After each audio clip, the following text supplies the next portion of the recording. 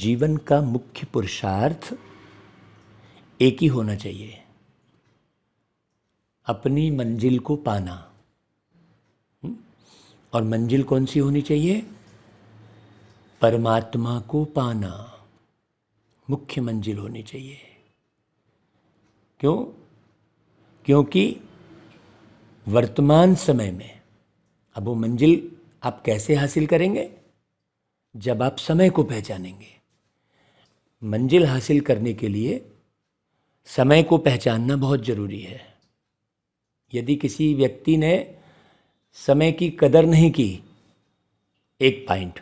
दूसरी पॉइंट, एक पॉइंट है समय की कदर नहीं करना, और दूसरी पॉइंट है समय को पहचानना कि अभी कौन सा समय चल रहा है ना भाई। जैसे वर्षा ऋतु का समय चलता है, शीत ऋतु का समय चलता है, तो उस प्रकार से अरेंजमेंट करते हैं लोग। वैसे ही वर्तमान समय कौन सा चल रहा है? वर्तमान समय पूरी सृष्टि के मनुष्य आत्माओं की स्थिति तमो प्रधान बढ़ने की स्थिति का समय चल रहा है।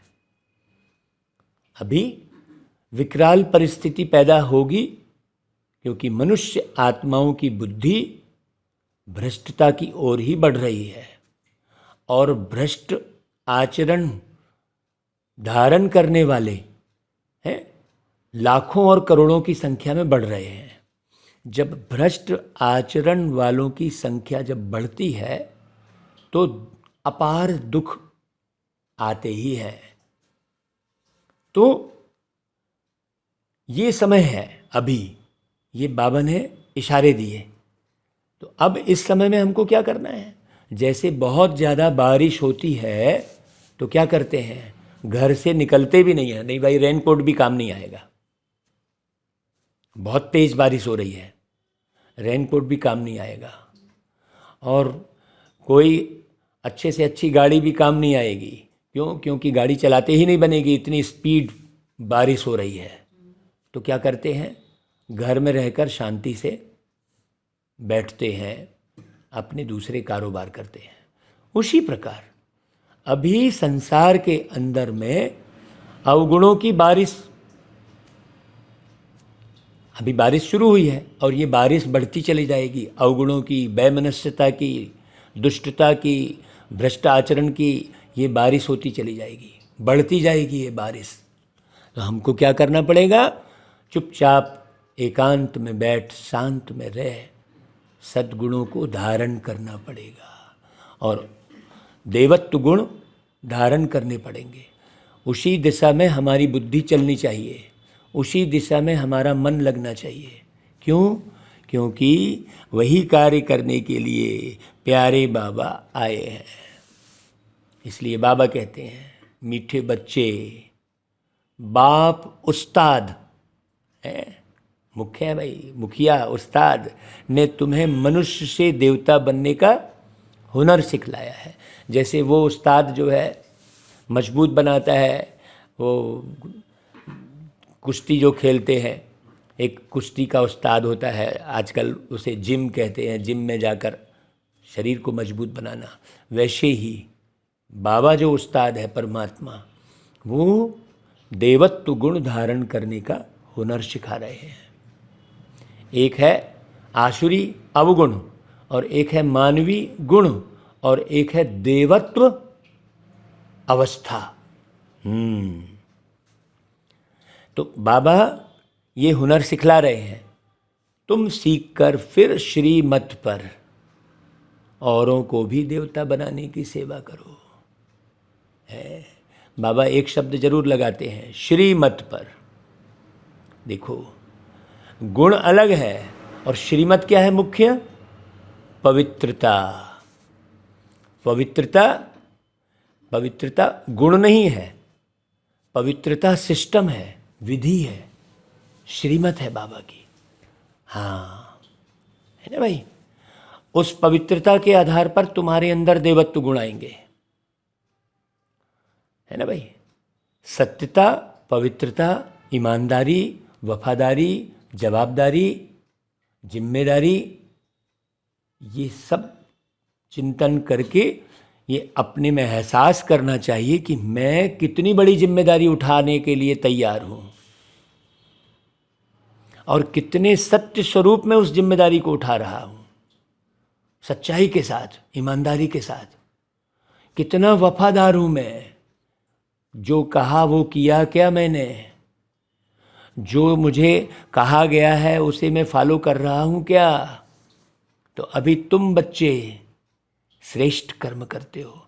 कौन सा श्रेष्ठ कर्म करते हो भाई? जिसका रिवाज भक्ति में भी चला आता है। बाबा के मार्गदर्शन प्रमाण, श्रीमत प्रमाण हम श्रेष्ठ कर्म करते हैं। श्रेष्ठ और श्रीमत पर ही श्रेष्ठ कर्म होंगे। बाकी तो आसुरी मत पर चल रहे थे, तो पता ही नहीं था क्या खाना है, क्या पढ़ना है, क्या देखना है।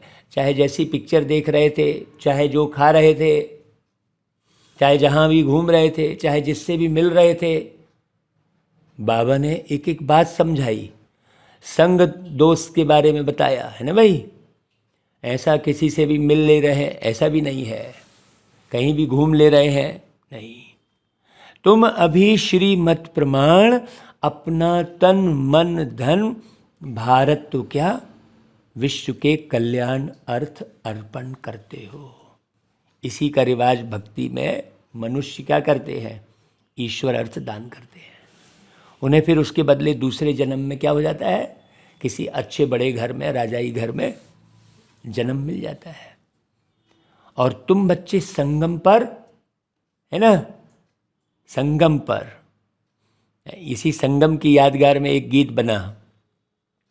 रात और दिन सब एक हो गए, रात और दिन सब एक हो गए, जब से मुझको मेरे बाबा है मिले, जब से मुझको मेरे बाबा है मिले। तो हमारे लिए क्या हो गया? ये संगम अर्थात न कलयुग रहा हमारे लिए है, न सतयुग की बात है। हम तो बाबा के साथ है, संगम है हमारा। रात और दिन सब हमारे लिए एक हो गए, है ना भाई। न खुशी में हार्ट अटैक होगा, न दुख में हार्ट अटैक होगा। दो तरह से हार्ट अटैक हो जाते हैं। हम कितने समान अवस्था में हो गए। बाबा ने उसी के लिए हर प्रकार से समझाया है। न बच्चे न बहुत ज़्यादा कमज़ोर खाओ, न बहुत ज़्यादा हाई फाई खाओ, न बहुत ज़्यादा हाई फाई रहो, न बहुत ज़्यादा कमज़ोर रहो, है ना। इसे दुनिया में भक्ति मार्ग में मध्यस्थ मार्ग कहते हैं। मध्यस्थ मार्ग की बहुत महिमा है। जैन धर्म में भी मध्यस्थ मार्ग को, लेकिन मध्यस्थ मार्ग क्या है ये एकदम सरल शब्दों में प्यारे बाबा ने समझाया।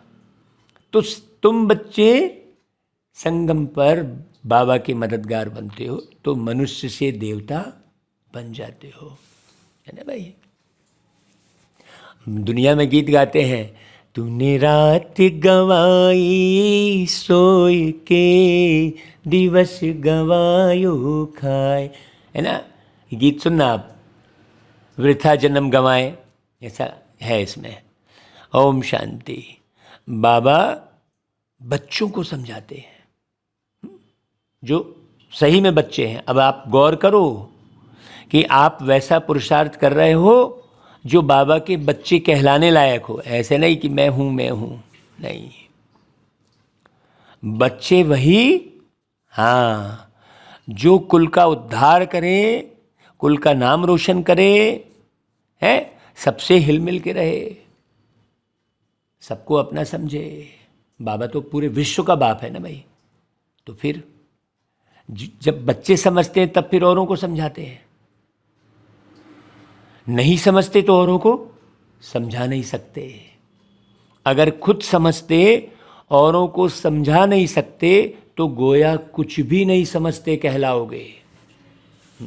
मुरली स्पष्ट बाबा कह रहे हैं। भाई कोई हुनर सीखता है, किसी भी किस्म का हुनर सीखता है तो उसको फैलाता है ना भाई। भाई आज एक गृहिणी है, कुछ नई चीज़ बनाना सीखेगी तो बनाकर सबको खिलाने का प्रयास करेगी, देखना जरा मैं ये टेस्ट करना मैंने कैसे बनाया है, और रुकेगी थोड़ी। तो बाबा ने यह हुनर, मनुष्य से देवता बनने का हुनर सिखाया है, तो वो कार्य हम ऐसे थोड़ी किसी को भी अरे ये तो खराब है बोल के छोड़ दे। नहीं भाई, देवताएं जिनके चित्र भी हैं, मनुष्य को देवता बनाते हैं तो गोया वह देवता भी नहीं है, तब बना रहे हैं, होते तो फिर थोड़ी बनाते। तो देवताओं के गुण गाए जाते हैं, सर्वगुण संपन्न, 16 कला संपूर्ण, संपूर्ण निर्विकारी, ये देवताओं के सामने में जाकर भक्त लोग गुण गाते हैं। तो यह कोई मनुष्य के तो ऐसे गुण नहीं गाए जाते, सर्वगुण संपन्न किसी को नहीं बोलेंगे, हैं? सोचो, मनुष्य मंदिरों में जाकर देवताओं के गुण गाते हैं ना भाई।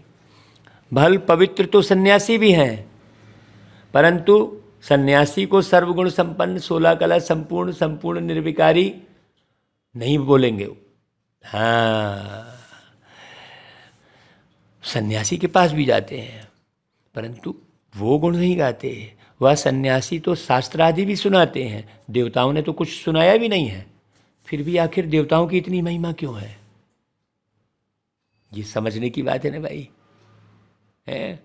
वह तो प्रारब्ध पाते हैं देवता तो, इसलिए महिमा है क्योंकि उन देव आत्माओं ने, जब वो मनुष्य आत्मा थे, तब प्यारे बाबा से मिलकर पुरुषार्थ किया वैसा तीव्र। तो अभी के पुरुषार्थ से आप पूज्यदी बनते हो भाई। तो ये समय कितना वैल्यूबल है।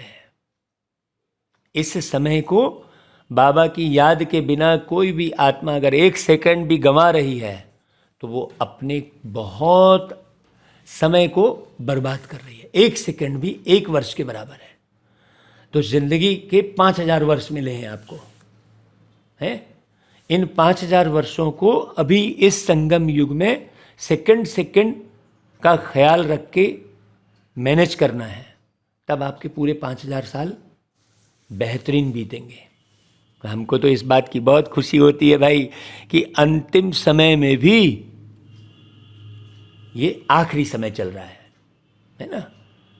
पहला वर्ष 1-1-1 है ना, 1-1-1 वो अलग वर्ष होगा। जैसे विक्रम संवत कहते हैं वो अलग चल रहा है, हिजरी संवत कहते हैं वो अलग लिखा रहता है।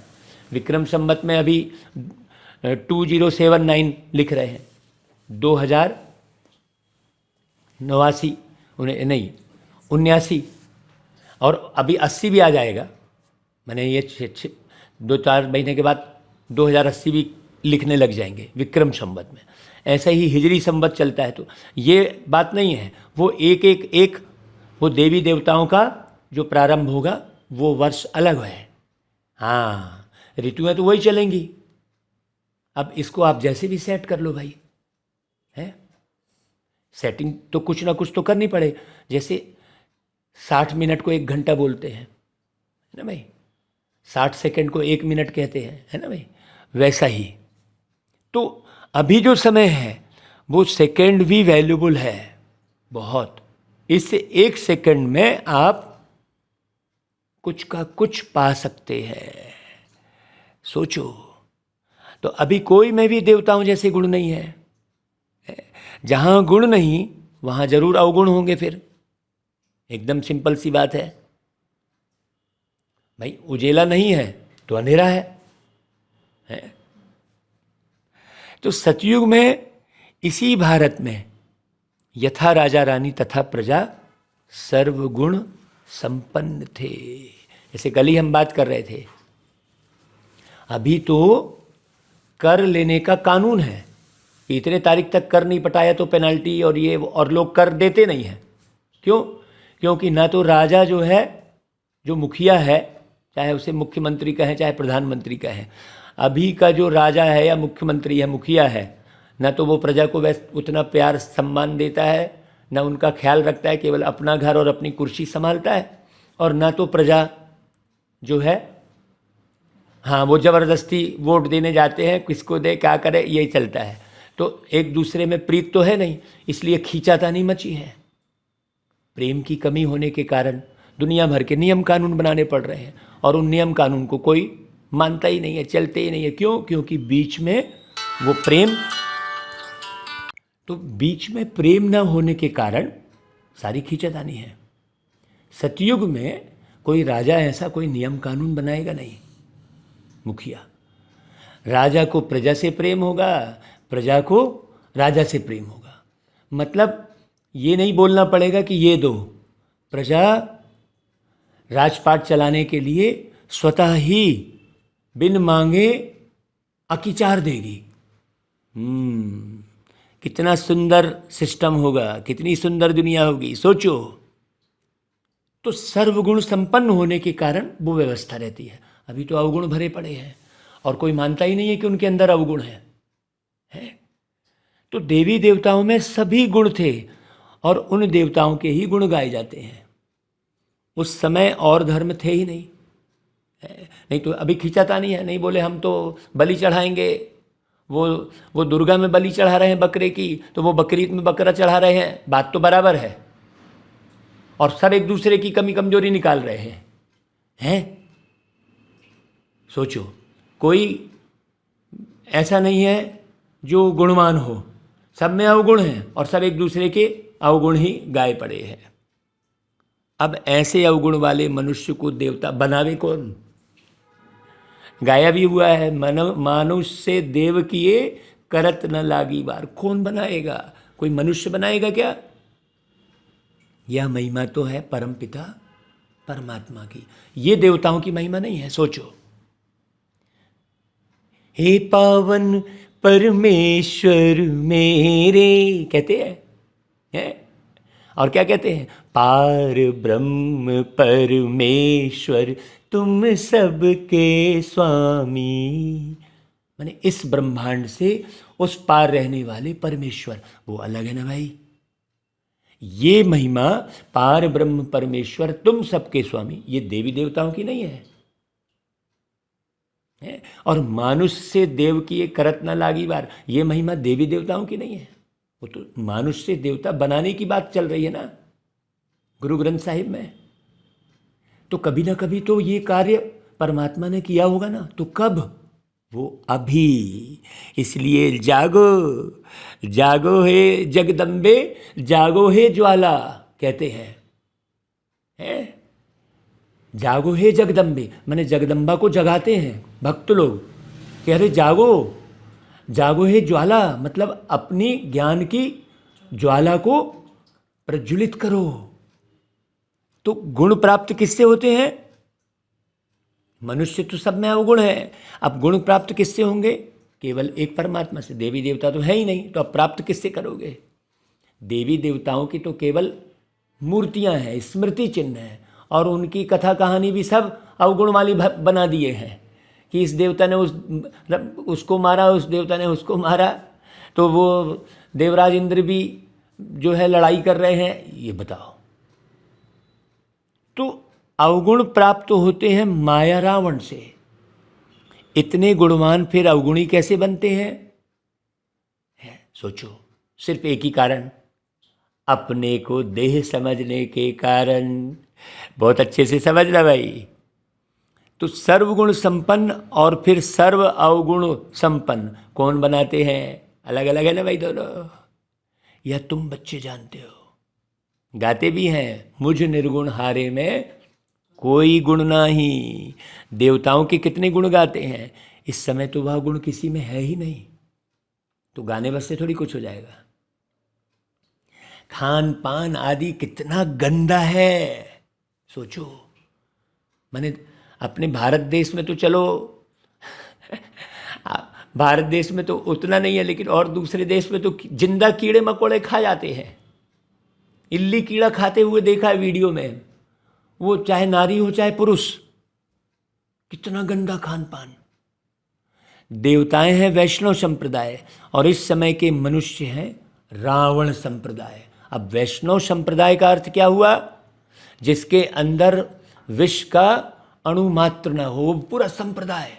संप्रदाय मतलब समान स्थिति प्रदान करने वाली, केवल प्रदान करने वाली संप्रदाय है। समान स्थिति में सब रहने वाले। अभी तो सब विषम स्थिति में है। हाँ, किसी में क्रोध थोड़ा है तो किसी में ज़्यादा है, लेकिन है सब में। किसी में लोभ थोड़ा है तो किसी में ज़्यादा है। कोई 1 रुपए में का लोभ करता है तो कोई 9,000 करोड़ का लोभ करके भाग जाता है, देश से लेकर भाग जाता है लंदन। तो है तो लोभ ना। अब जो 9,000 करोड़ का लोभ करके भागता है उसको लोग करोड़पति बोलने लगते हैं। तो लोभी को करोड़पति बोल रहे हैं। वो काहे को, वो तो कंगाल है एक हिसाब से देखा जाए तो, है। जो लोभ करके उल्टा सीधा करके और मैंने शासन की राशि को बटोर रहा है और दुनिया में उसे करोड़पति बोल के सम्मानित कर रहे हैं, ये कितनी बड़ी वो है। क्यों, प्रजा भी वैसे ही है। प्रजा 1-1 रुपया चोरी कर रही है, तो जो मुख्य सीट पर बैठा है वो करोड़ों की चोरी कर रहा है। चोर सब हैं, चोर चोर मौसेरे भाई कहते हैं। तो बाबा कहते हैं खान पान कितना बदल गया है। सिर्फ ड्रेस को नहीं देखना है, नहीं तो ड्रेस बहुत अच्छी पहने रहेंगे, बड़ी बड़ी गाड़ी में चलते रहेंगे, मर्सिडीज और क्या क्या करोड़ों की गाड़ी में, और गाड़ी में बैठ के बाहर पान की पीक कर देंगे। देखा जाता है खान पान और विकारीपन को। मुख्य बात बाबा खान पान की ओर विशेष ध्यान खिंचवा रहे हैं। बार बार खान पान शब्द कह रहे हैं। ये खान पान में सब आ जाता है। आँखों का खान पान, मुख का खान पान, कानों का खान पान, ये सब बारीकी ध्यान देने की बात है। हमने मुख का खान पान चेंज कर लिया, आँखों का नहीं किया। भाई जैसे मुख एक इंद्री है वैसे ही आँख भी तो एक इंद्री है, कान भी एक इंद्री है। तो ये इंद्रजीत बनने की बात है। तो बाबा खुद कहते हैं कि मुझे भारत में ही आना पड़ता है। क्यों? क्योंकि भारतवासी सारे देशवासियों की कॉपी कर करके क्या हो जा रहे हैं, कहते हैं पाश्चात्य सभ्यता। पाश्चात्य मतलब जो बाद में आने वाली, पश्चात है, पाश्चात्य कहते हैं, पश्चिमी सभ्यता कहते हैं, पूर्वी सभ्यता नहीं कहते हैं। सूर्य तो पूर्व से उदय होता है और पश्चिम में डूबता है, मतलब डूबने वाली सभ्यता। पश्चिमी सभ्यता मतलब डुबोने वाली सभ्यता, मतलब ज्ञान के प्रकाश को समाप्त करने वाली सभ्यता। एकदम स्पष्ट है। एक एक शब्द को हम यदि स्पष्ट समझते हैं तो फिर जरूर व्यक्ति, वो गीत बजा था ना, चल भाग चले पूरब की ओर, है। तो ब्रह्मा मुख वंशावली ब्राह्मण ब्राह्मणियों द्वारा बाबा कहते हैं देवताई युग का उद्घाटन करता हूं, देवत्व युग स्थापन कराता हूं। यह ब्राह्मणों का यज्ञ है ना। इस यज्ञ में कोई वस्तु का मटेरियल यज्ञ नहीं है। ये यज्ञ मतलब याद और ज्ञान, यज्ञ याद और ज्ञान। वह विकारी ब्राह्मण मटेरियल यज्ञ करवाएंगे, कुख वंशावली है, क्योंकि कुख से पैदा हुए हैं, कोख से। कोख तो गंदगी वाली स्थान है, और यह है मुख वंशावली। बहुत अंतर हो गई बात में, बहुत फर्क है। वो साहूकार लोग जो यज्ञ रचते हैं उसमें जिस्मानी ब्राह्मण होते हैं, और ये जो बेहद के बाबा यज्ञ रच रहे हैं उसमें रूहानी ब्राह्मण हैं। अंतर हुआ ना भाई। यह है बेहद के बाप, साहूकारों से भी साहूकार, विश्व के मालिक, राजाओं के राजा हैं प्यारे बाबा। साहूकारों का साहूकार क्यों कहा जाता है? क्योंकि साहूकार भी कहते हैं हमको ईश्वर ने धन दिया है। ईश्वर अर्थ दान करते हैं तो दूसरे जन्म में धनवान बनते हैं, ईश्वर अर्थ ही दान करते हैं। किसकी दबी रहेगी धूल में, किसकी सरकार ले जाए, किसकी डॉक्टर खा जाए, किसकी चोर ले जाए, सफल उसी का हो जो ईश्वर अर्थ लगाए। तो इस समय तुम शिव बाबा को सब कुछ तन मन धन अर्पित करते हो तो कितना ऊंच पद पाते हो। अब सुन लो मुरली, ये किसकी मुरली चल रही है? हाँ, किसका ज्ञान सुना रहे हैं? कोई राम कथा, कोई कृष्ण कथा नहीं सुना रहे हैं। बाबा जीवन का रहस्य बता रहे हैं। तुम श्रीमत पर इतने ऊंच कर्म सीखते हो तो तुमको जरूर फल मिलना चाहिए ना भाई। तन मन धन अर्पण करते हो, वह भी ईश्वर अर्थ करते हैं कोई के थ्रू। यह रिवाज भारत में ही है। भैया मेरा भी लगा देना, मैं नहीं जा रहा हूँ वैष्णो देवी, आप जा रहे हो, हाँ ये मेरा भी चढ़ा देना, कहते हैं ना भाई। तो बाप तुमको बहुत अच्छे कर्म सिखलाते हैं। वो तो भाई मूर्ति में चढ़ा दिए हैं, और वो पंडित जी सब गड़बगू कर गए। सोचो उससे कोई बेहतर दुनिया का निर्माण तो नहीं हुआ ना, श्रेष्ठ आचरण का निर्माण तो नहीं हो रहा है ना कहीं भी। सोचो बाबा एक एक बात बताकर श्रेष्ठ कर्म सिखला रहे हैं। तुम यह कर्तव्य सिर्फ भारत तो क्या परंतु सारी दुनिया के कल्याण अर्थ करते हो, तो उसका एवजा मिलता है भाई तुमको। हाँ, मतलब हम केवल भारत बस में बंधे नहीं हैं। मनुष्य से देवता बनने का जो एवजा है, मनुष्य से फिर देवता बन जाते हो। ऐसा फल जो श्रीमत पर जैसा कर्म करते हैं वैसा फल उनको मिलता है। अब वही कहते हैं ना, जैसा कर्म करोगे वैसा फल देगा भगवान, ये है गीता का ज्ञान। तो कौन से कर्म और कौन सा फल ये मालूम नहीं है लोगों को। कौन से कर्म, देवत्व गुण धारण करने और कराने के कर्म, मूल पुरुषार्थ। हाँ है कि नहीं भाई।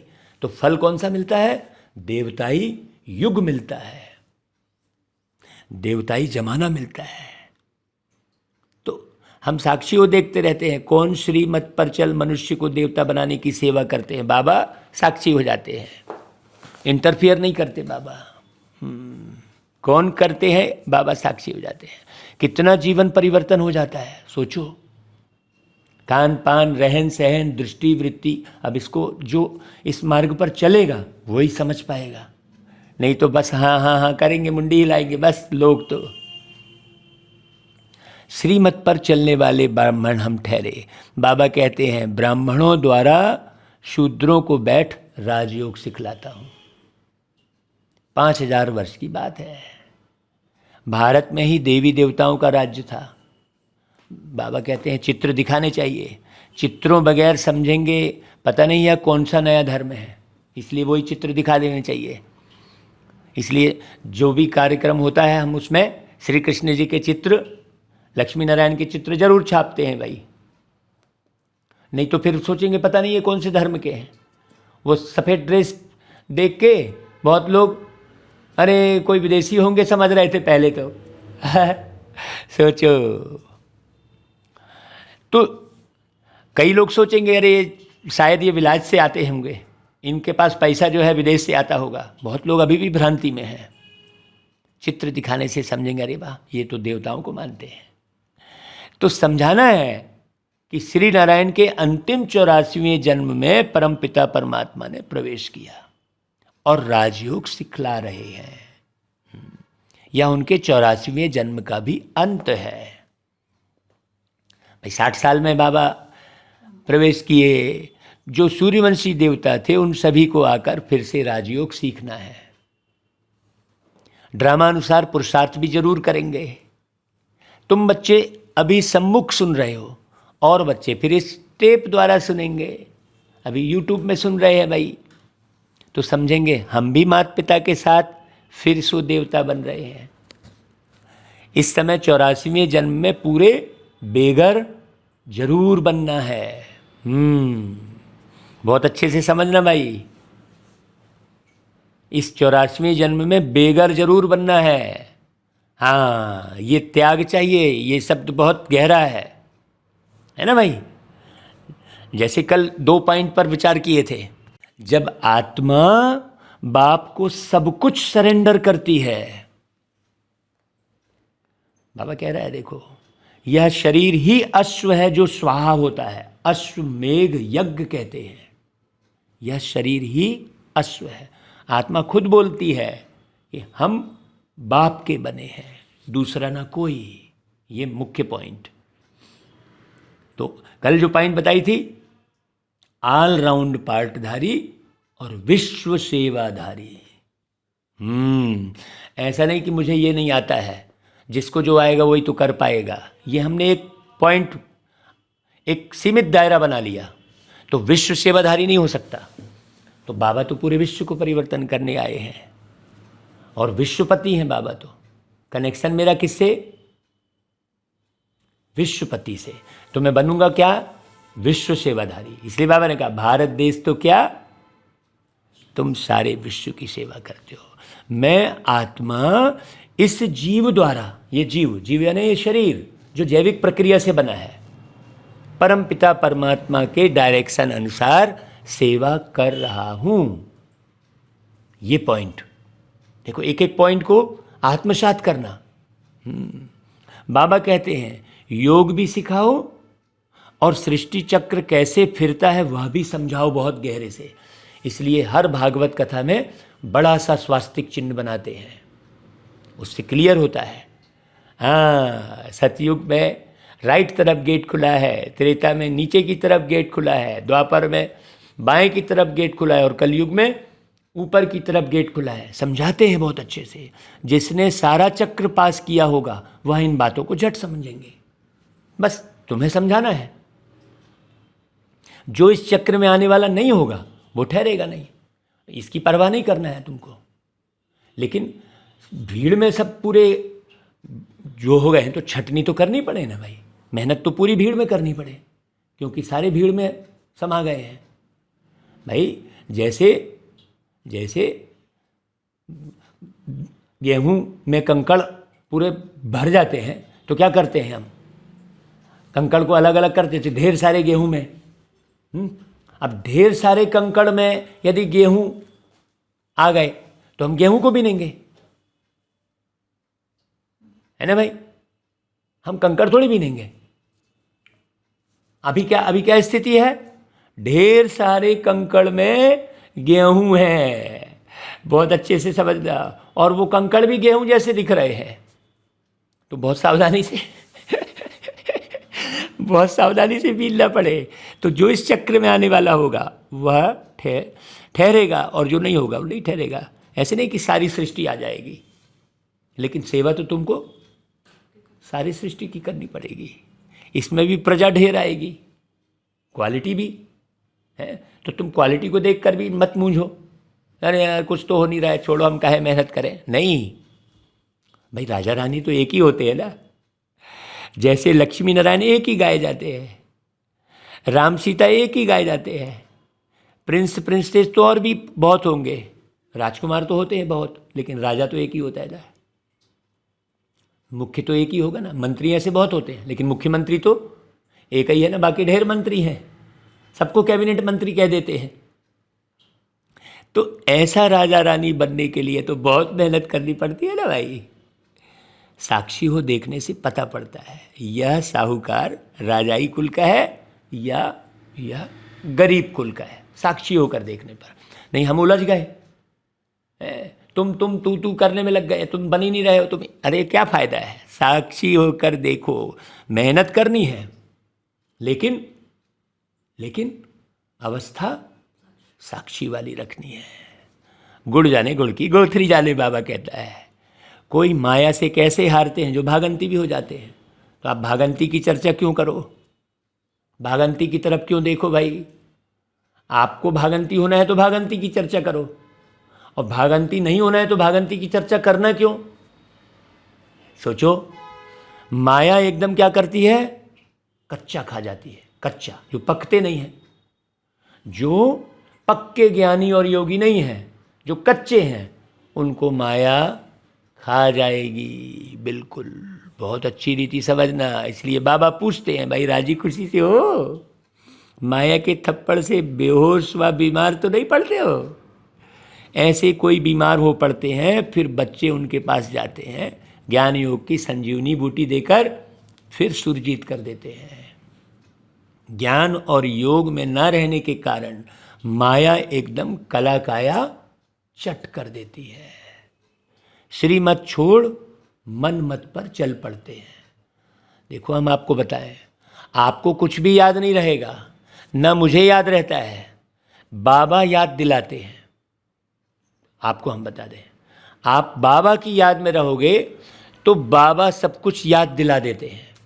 आपको सिर्फ बाबा की याद में रहना है, जब बाबा की याद में रहेंगे तो बाबा चुपके से आके बता देते हैं। हाँ, बहुत अच्छी रीति समझना। जो होशियार बच्चा होता है शिक्षक उसी की मदद करते हैं। जो मेहनती बच्चा होगा, हाँ, तो उसके घर में शिक्षक जाएंगे।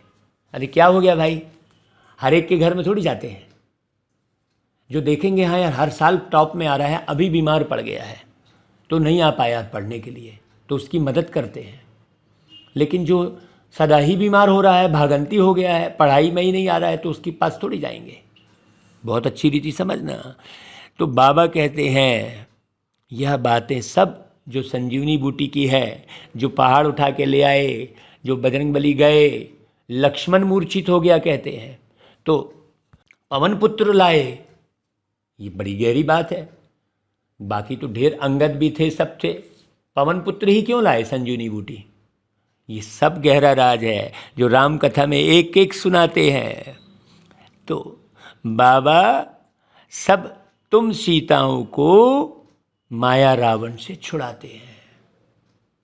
जैसे बच्चों को सिंध में छुड़ाया, रावण लोग फिर चुरा कर फिर ले जाते थे, अभी तुमको फिर माया के चंबे से सबको छुड़ाना है। रावण अर्थात काम वासना में भरे हुए लोग परिवार में जो बैठे हैं, उनमें से ही उठा उठा के लाना है।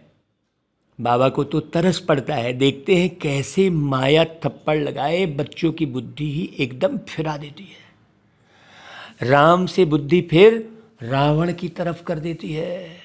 जैसे एक खिलौना होता है, भाई रामायण में दिखाया है कि सीता की बुद्धि रावण की तरफ कभी गई ही नहीं, ना उसके सोने के महल को देखा। सोचो, वो उस वाटिका से उठ के कहीं गई नहीं। पूरे 14 साल जो बनवास हुआ, उसमें जो भी समय बीता, वो वहाँ से उठ के गई नहीं। कितने वस्त्र भिजवाए, रानी के वस्त्र भिजवाए, नई वस्त्र बदले। सोचो कितनी गहरी बात है ये, कितनी गहरी बात है। और हम यदि वस्तु, व्यक्ति, वैभव के आकर्षण में पड़ गए तो फिर हम रावण से बच नहीं सकते, फिर रावण पूरा नेस्त नाबूद कर देगा। सीता रावण के चंगुल में रह के भी बच के अग्नि परीक्षा दी। फिर बहुत अच्छी गहरी बात, अग्नि परीक्षा भी किसको देनी पड़ती है? जो राम की सीता होती है उसी को ही अग्नि परीक्षा भी देनी पड़ती है। अब वो अग्नि परीक्षा देने में आप बोले अरे मैं तो बाबा के ज्ञान में चल रहा हूँ, मेरे को और ज़्यादा समस्या है। अरे अग्नि परीक्षा तो आपको ही देनी पड़ेगी भाई, है? वो अयोध्या में रहने वाले लोगों को थोड़ी देनी पड़ेगी। सोचो, तो जैसे एक खिलौना होता है, एक तरफ राम एक तरफ रावण, इसको कहा जाता है आश्चर्यवत बाप का बनंती, फिर रावण का बनंती। माया बड़ी दुस्तर है, चूहे मुआफिक। हाँ, बहुत गहरे से समझना। काट कर खाना खराब कर देती है, पता भी नहीं चलता कि हम माया के चंगुल में फंस रहे हैं। धीरे से बहुत ध्यान देना पड़ता है, इसलिए श्रीमत कभी नहीं छोड़नी है। कठिन चढ़ाई है ना भाई। अपनी मत माना रावण की मत, उस पर चले तो बहुत गुटखा खाएंगे, बहुत बदनामी कराते हैं। ऐसे सभी सेंटर्स पर हैं। हाँ, इसलिए मैंने कहीं ऐसे सेंटर्स पर उलझ के रह गए नहीं। बाबा स्पष्ट कह रहे हैं, नुकसान फिर भी अपना करते हैं। सर्विस करने वाले रूप बसंत छिपे नहीं रहते। देवी राजधानी स्थापन हो रही है, इसमें सभी अपना अपना पार्ट जरूर बजाएंगे। दौड़ी लगाएंगे तो अपना कल्याण करेंगे। कल्याण भी एकदम क्या क्या होगा? स्वर्ग का मालिक बन जाएंगे। जैसे माँ बाप तख्त नशीन होते हैं तो बच्चों को भी होना है, बाप को फॉलो करना है भाई। जैसे ब्रह्मा बाबा तख्त नशीन होंगे, मम्मा होंगी तो हमको भी, नहीं तो अपना पद कम कर देंगे भाई। बाबा ने यह चित्र कोई रखने के लिए थोड़ी बनाए हैं, इनसे बहुत सर्विस करनी है। बड़े बड़े साहूकार लोग लक्ष्मी नारायण का मंदिर बनवाते हैं, परंतु यह किसको भी पता नहीं है कि यह कब आए, इन्होंने भारत को कैसे सुखी बनाया, क्यों इनकी पूजा हो रही है, जो सभी उन्हों को याद करते हैं। कितने मंदिर बनाए बिड़ला ने, लक्ष्मी नारायण के ही मंदिर बनाए बिड़ला ने। तो तुम जानते हो कि मंदिर होना चाहिए एक दिल वाला का, परमात्मा का। यह एक ही काफ़ी है। लक्ष्मी नारायण के मंदिर से भी क्या होगा आखिर, समझना तो कुछ है ही नहीं। वह कोई कल्याणकारी नहीं है। शिव का मंदिर बनाते हैं, वह भी अर्थ रहित बनाते हैं, उनका भी अर्थ नहीं जानते हैं, कुछ का कुछ बताते हैं। भाई शिव बाबा का ऑक्यूपेशन तो जानते ही नहीं है। मंदिर बनावे, ऑक्यूपेशन को ना जाने तो क्या कहेंगे बताओ। भाई मूर्ति स्थापित की किसी भी नेता की तो उसके बारे में एक्यूरेट लिखा रहता है ना साइड में, कि इतने में जन्म हुआ, इतना ये ने ऐसा किया, लिखा रहता है ना एक्यूरेट, तब तो वो मूर्ति रखने का। मंदिर में तो बनाए और एक्यूरेट जान ही नहीं रहे हैं। सोचो, तो जो मंदिर बनाते हैं उन्होंने पूछना चाहिए, भाई लक्ष्मी नारायण कब आए थे, उन्होंने क्या सुख दिया था, कुछ भी समझा नहीं सकेंगे। इससे सिद्ध है कि जिनमें अवगुण है वह गुणमान के मंदिर बनाते हैं। तो बच्चों को बहुत सर्विस का शौक होना चाहिए। बाबा को सर्विस का बहुत शौक है, तब तो ऐसे ऐसे चित्र बनवाते हैं। अब हमने ढेर राम कौन रावण कौन बनाया है, कृष्ण की सत्य अवस्था कौन सी है वो बंटवा रहे हैं। सत्य कृष्ण लोगों को बताते हैं तो वो उनके कान खड़े होते हैं, यानी हाँ तुम जो अभी सुन रहे हो वो सब पूरा झूठा झूठा सुन रहे हो, ऐसा बोलते हैं। स्पष्ट शौक होना चाहिए। भले चित्र शिव बाबा बनवाते हैं परंतु बुद्धि दोनों की चलती है ना भाई। अच्छा भाई, बाबा याद प्यार देते, गुड मॉर्निंग करते हैं, नमस्ते करते हैं। आज की मुरली में तो रात्रि क्लास भी है। बाबा रात को भी आ जाते थे बच्चों से विदा लेने, बच्चों को समझाने, है ना भाई। तो 28 जून 1968 को बाबा आए तो बोले, देखो देखो भाई यहाँ सभी बैठे हैं, समझते हैं कि हम आत्माएं हैं, बाप बैठा है। तो आत्म अभिमानी हो बैठना इसको कहा जाता है ना। सभी ऐसे नहीं बैठे हैं कि हम आत्मा हैं, बाबा के सामने बैठे हैं। कोई कहीं घूम रहा है, कोई कहीं घूम रहा है। अब बाबा ने याद दिलाया है तो स्मृति आएंगी, अटेंशन देंगे। ऐसे बहुत हैं जिनकी बुद्धि इधर उधर भागती है। मुरली सुनते भी, आप जो यूट्यूब पर सुन रहे हो, मुरली सुनते सुनते भी 10 मिनट में कौन बंद करता है, जिसकी बुद्धि भाग जाती है। और जिसकी बुद्धि बाबा की तरफ रहेगी वो पूरा मुरली सुनने बगैर उठेगा ही नहीं, चाहे कुछ भी हो जाए। अब बाबा ने याद दिलाया है यहाँ बैठे भी कितने के जैसे कि कान बंद हैं, बुद्धि बाहर में कहाँ ना कहाँ दौड़ती रहती है। बच्चे जो बाप की याद में बैठे हैं वे ही कमाई कर रहे हैं। बहुतों का बुद्धि योग बाहर में रहता है, वह जैसे कि यात्रा में है ही नहीं, टाइम वेस्ट होता है। बाप को देखने से भी बाबा याद पड़ेगा। नंबरवार पुरुषार्थ अनुसार तो है ही। कोई कोई को पक्की आदत पड़ जाती है, हम आत्मा हैं, शरीर नहीं है। जिसकी आदत ये पक्की होगी वो कहीं भी उलझेगा फंसेगा नहीं, वो दुखी होगा ही नहीं। आपको मैं बता दूं, वो कदापि दुखी नहीं होगा। बाप नॉलेजफुल है तो बच्चों को भी नॉलेज आ जाती है पूरी पूरी। अभी वापस जाना है, चक्र पूरा होता है तो अभी पुरुषार्थ करना है भाई। और अब बहुत लंबा पुरुषार्थ भी बचा नहीं, बहुत गई थोड़ी रही। इम्तिहान के दिनों में फिर बहुत पुरुषार्थ करने लग पड़ेंगे। बाद में तो समझेंगे अगर हम पुरुषार्थ नहीं करेंगे तो नापास हो जाएंगे, पद भी बहुत कम हो जाएगा। बच्चों का पुरुषार्थ तो चलता ही रहता है। तो इम्तिहान के दिन घबराएगा कौन नहीं, जो पूरे साल भर अच्छी पढ़ाई पढ़ा होगा। और नहीं तो फिर लास्ट में क्या होगा, 100% फां होगा, वो दुखी होकर ही मरेगा। मरना तो सबको है। बहुत अच्छी रीति समझना। तो बच्चों का पुरुषार्थ तो चलता ही रहता है। देह अभिमान के कारण विकर्म होंगे, हैं? इसका फिर 100 गुना दंड हो जाएगा। क्यों? क्योंकि बाबा की निंदा कराते हैं ना। ऐसा कर्म नहीं करना चाहिए जो बाप का नाम बदनाम हो।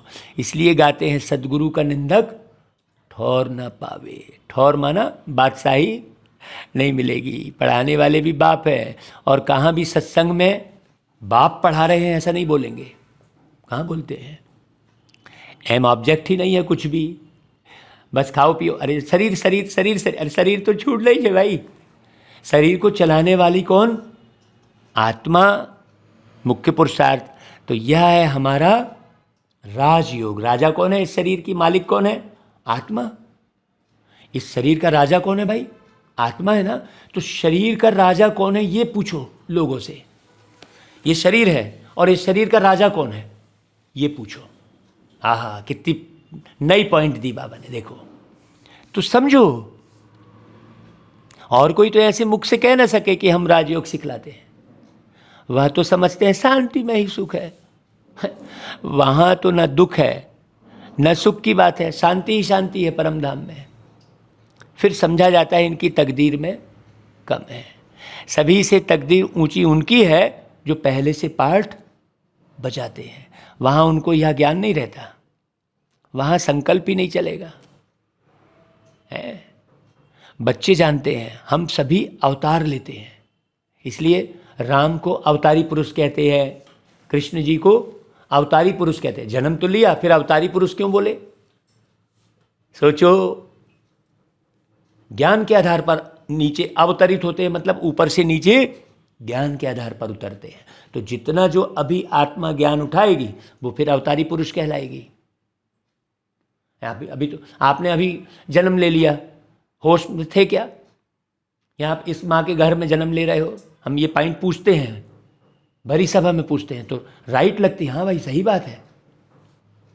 तो बच्चे जानते हैं हम सभी अवतार लेते हैं, भिन्न भिन्न नाम रूप में आते हैं। यह ड्रामा है ना भाई, हम आत्माएं शरीर रूपी कपड़ा धारण करके इसमें पार्ट बजाते हैं। ये शरीर एक कपड़ा कह लो, शरीर एक घर कह लो, शरीर एक गाड़ी कह लो, जैसा समझ में आए।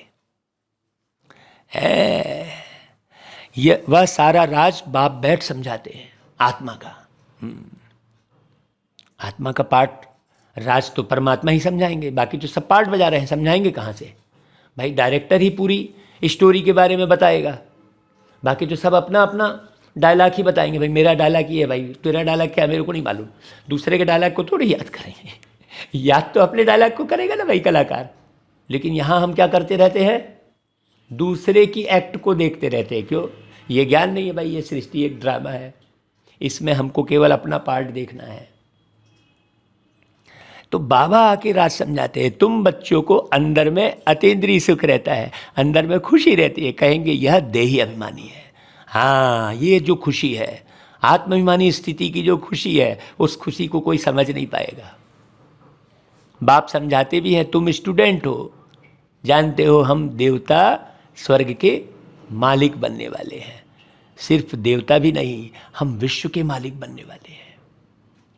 यह अवस्था स्थायी तब रहेगी जब कर्मातीत अवस्था होगी। ड्रामा प्लान अनुसार होनी है जरूर। तुम समझते हो हम ईश्वरी परिवार में हैं, स्वर्ग की बादशाही मिलनी है जरूर। जो जास्ती सर्विस करते हैं, बहुतों का कल्याण करते हैं, तो जरूर उच्च पद मिलेगा। और जो बाबा की सेवा में कोताही बरतते हैं, उनको तो फिर 100 गुना दंड मिलेगा भाई। बहुत अच्छी रीति समझना। इसलिए मुरली सुनो और मुरली को भेजो सब तरफ। बाबा ने समझाया है, यह योग की बैठक यहाँ हो सकती है, बाहर सेंटर पर ऐसे नहीं हो सकती है। 4 बजे आना, निष्ठा में बैठना, वहाँ कैसे हो सकता है? सेंटर पे तो नहीं हो सकता, मधुबन में हो सकता है। सेंटर में रहने वाले भल बैठे, बाहर वाले को भूले चूके भी कहना नहीं है। समय ऐसा नहीं है। देखो, यह यहाँ ठीक है, घर में ही बैठे हैं, वहाँ तो बाहर से आना पड़ता है सेंटर पे, ये है ना भाई। नहीं तो 4 बजे आए कोई, सेंटर पे 4 बजे आए, ये भूले चूके भी नहीं कहना है। अपने घर में तुम बैठो 4 बजे। यही हम मना करते थे कि भाई तुम एकदम जल्दी अंधेरे मत जाओ। आखिर हो गया ना किस्सा, सोचो, हैं? मना करते थे बिल्कुल बार बार कि ऐसे अंधेरे निकल के नहीं जाओ। भूल से भी नहीं कहना, बाबा ने देखो मुरली में भी कहा। समय ऐसा नहीं है। हाँ भाई, मधुबन में रहे तो 2 बजे रात को उठ के हम जो है तपस्या धाम में चले जाते थे, वहाँ बात अलग है भाई।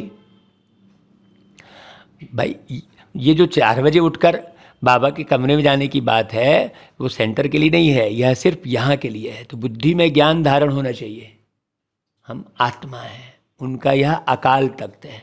ये टेव पड़ जानी चाहिए, मतलब आदत पड़ जानी चाहिए। ये बाकी सब आदतें ख़त्म करनी चाहिए दुनिया की। हम भाई भाई हैं, भाई से हम बात करते हैं, अपने को आत्मा समझ बाप को याद करो तो विकर्म विनाश हो जाए। इसलिए आदत किसी भी चीज़ की नहीं रहनी चाहिए, नहीं तो ठीक समय पे वही चीज़ याद आएगी।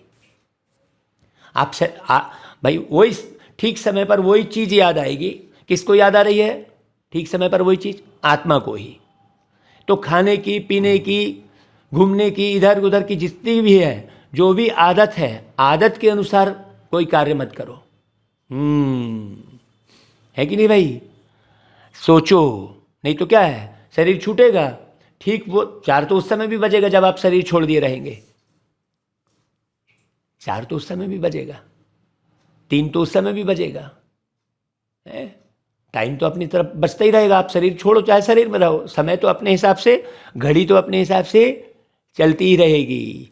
तो आपकी आदत, अब ये टाइम हो गया मेरा, ये खाने का टाइम हो गया, ये पीने का टाइम हो गया, यहाँ जाने का टाइम हो गया, ये घूमने का टाइम हो गया, ये इस प्रकार से आप बांधे हो तो आप बंधे रहोगे। आप परम धाम की स्मृति में चलते फिरते रहना, ये पुरुषार्थ ही बिल्कुल अलग है। देखो, हाँ, ऐसा नहीं कि हम बंधे हैं किसी भी रूप में।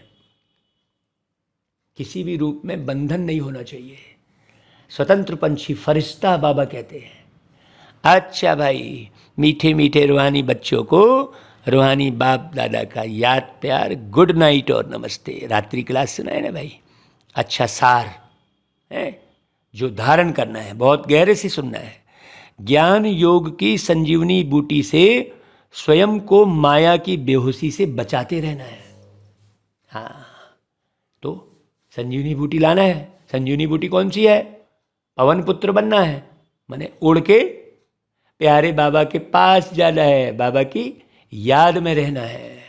बाबा की याद ही मुख्य संजीवनी बूटी है। मन मत पर कभी नहीं चलना है। दूसरी पॉइंट, भाई दुनिया वाले तो ऐसा कह रहे हैं, दुनिया वाले सब मन मत में हैं।